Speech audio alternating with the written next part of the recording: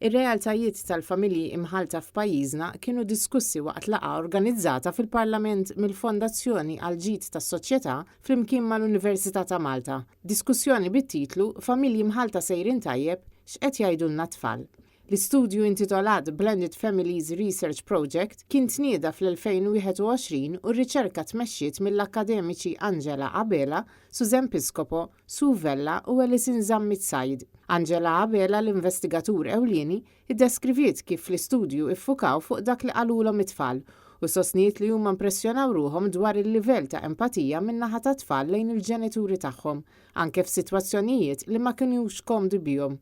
It-tfal kienu ferm protettivi fuq il-ġenituri tagħhom u malajr aċċettaw sitwazzjoni fejn ġenituri jkunu f'relazzjoni oħra, dan minkejja l-età żgħira tagħhom.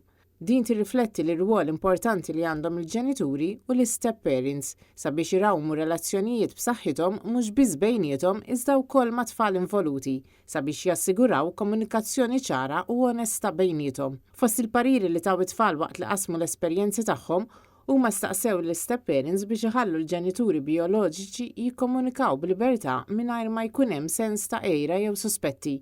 Huma appellaw ukoll il-tfal oħra li għaddejjin mill-istess esperjenza biex jagħtu ċans lil step parents ġodda u biex jistaqsu għall-għajnuna jekk iħossu sens ta' rabja jew biża' għaliex familja mħalta hija esperjenza sabiħa. Il-President Emeritu Mary Louise Colejro Preka min-naħa tagħha fakret kif qatt ma sar dan it-tip ta' studju f'Malta u rrimarkat l-importanza ta' dan il-proġett xprunat mill-Fondazzjoni għal Ġid tas-Soċjetà.